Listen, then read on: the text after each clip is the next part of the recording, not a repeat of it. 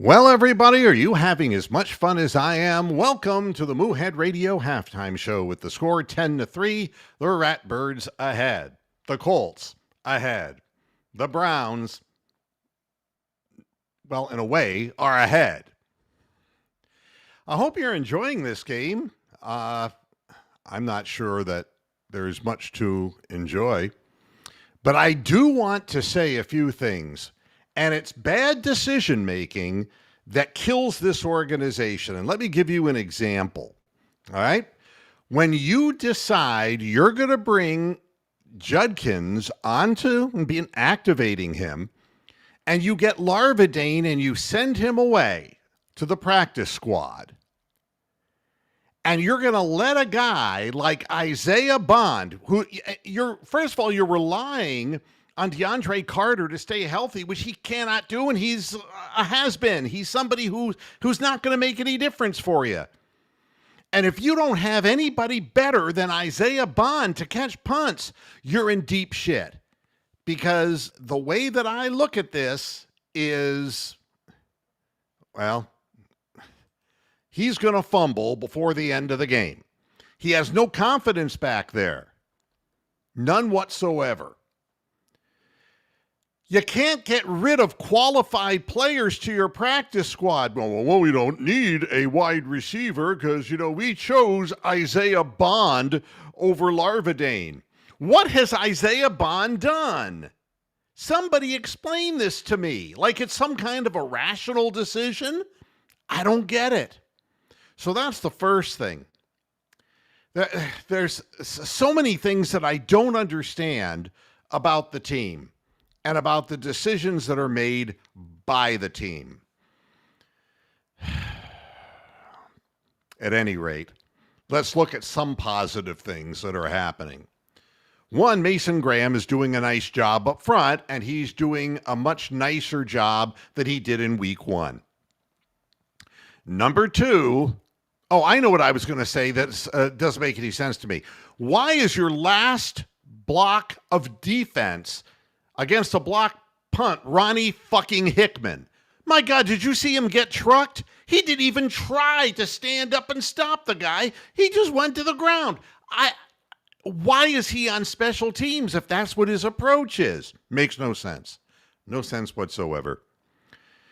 The offensive line looks horrendous. Conklin not playing. DeWand benched because he keeps jumping off sides like a scared little Nelly. And there's just no time for Flacco to really look downfield, and there's nobody open anyway. So there's that.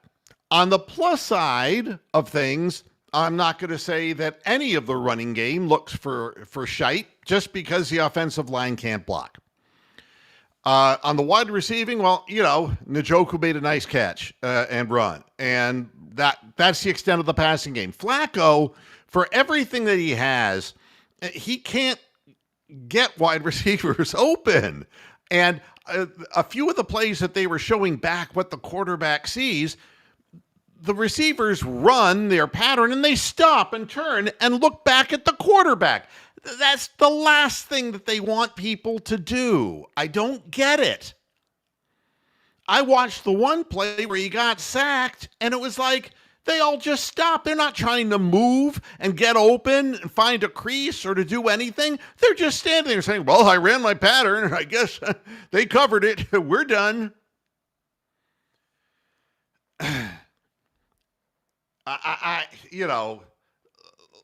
Lamar is a front runner. Lamar, when he doesn't use his feet and relies on his arm, is not a great quarterback, okay? So, that's the answer to that question. I've been saying that for years. There's nothing here to change my mind. Also, on the good side of things, the Browns' defense has really hung tough. And they have done in the first half what they said they were going to do, which was to make it easy to bring down Henry in the backfield. So, they've stopped the running game.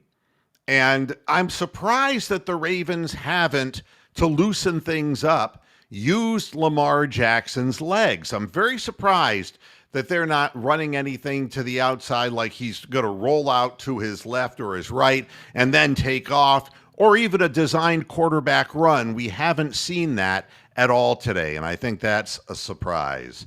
As far as a negative side, Jerry Jeudy drops another pass, and he's talking trash leading up to the game. If you can't hold on to a simple ball, if you're letting everything get into your body, you're not a wide receiver. Next, he's happy. He got his extension. He's not giving me any extensions. That's for damn sure. And even at 68, I still can. Sometimes. And he and Tillman make the 1-2 combination of, whoops, was I supposed to catch it or bat it down? So at any rate, they know this, though, Ron. Keep using Njoku more. Well, I understand what you're saying, but they know that, so they're going to cover him because they don't want him to beat them. And yeah, I was hearing about this while I was just watching the first half, that Burrow's carried off the field. This has been an ongoing thing with the maniacally stupid head coach, Zach Taylor, and the organization in Cincinnati wasting this player's career. And this might be the final straw.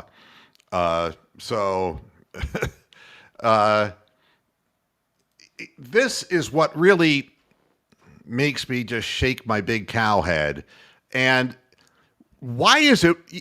Would you put Anthony Schwartz back there to return punts because he's fast? I mean, you got to be daft. You've got to be shallow. You've got to be unable to process information to come to that conclusion. Anthony Schwartz couldn't catch a pass, and he couldn't catch a punt, God only knows. And Isaiah Bond looks like he's going to shit himself. Every time the ball's coming down, he's catching it against his body. It's a fumble waiting to happen. I'm telling you now, in the second half, Isaiah Bond is going to fumble a punt. Guaranteed, or your money back. Goodness gracious. On the good side, Andre Schmidt sneaked one through the goalpost, so I was feeling kind of good for him, although Stefanski iced his own kicker. Instead of bringing him out on the field, he calls that pointless, let's go to the line of scrimmage and bark out signals with the other team knowing we're not going to run a play. And meanwhile, Andre Schmidt is shivering outside at the thought that he knows he's going to come in to kick, and he has plenty of time to think about it. Oh, man. You know something? I don't know if that's the case, Big Lurker, or if they're just not at all a proficient offense. I mean, without an offensive line, if you're worried about Judkins, Sampson has hardly seen the ball. And if you're worried about development of a running game, you got to have an offensive line. These guys are old, and they're just being overpowered. And Roquan Smith is doing whatever he wants to do, just steamrolling people. I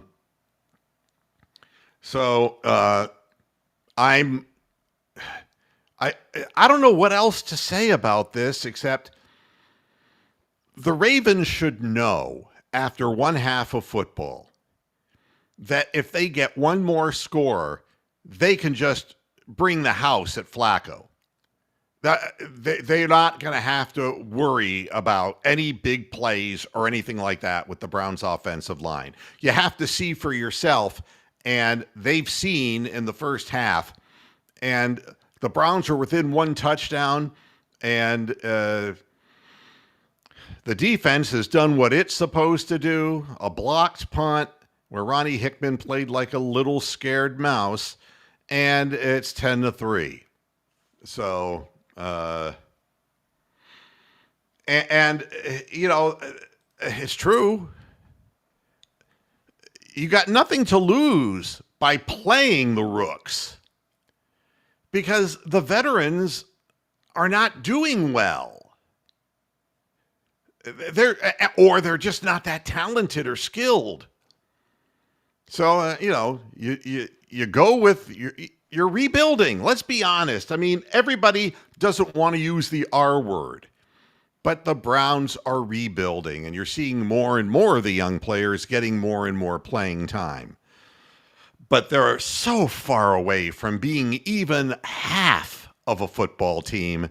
And that's thanks to the idiot Haslam and his inability with his front office to draft players who are useful in important periods. Now, you know that they've got the two running backs because they thought these are our running backs of the future. I can't tell because there's no blocking up there. They all look like Jerome Ford because people are in the backfield when they touch the ball. You know, there's little screen passes. They're waiting in the flats. Everyone knows what's coming. There are no real surprises here. So, Ken,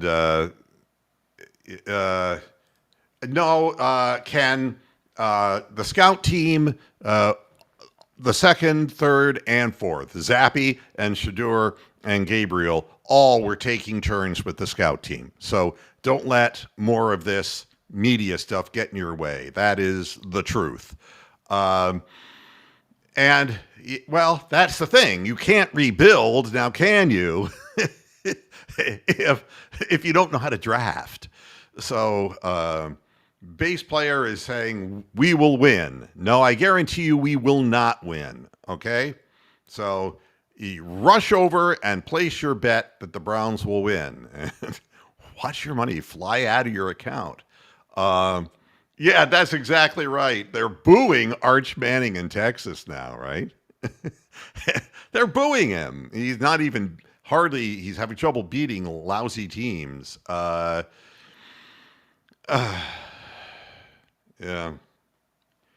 Oh, so it's just a left toe injury for Burrow. I forgot he's a pussy and he plays everything up.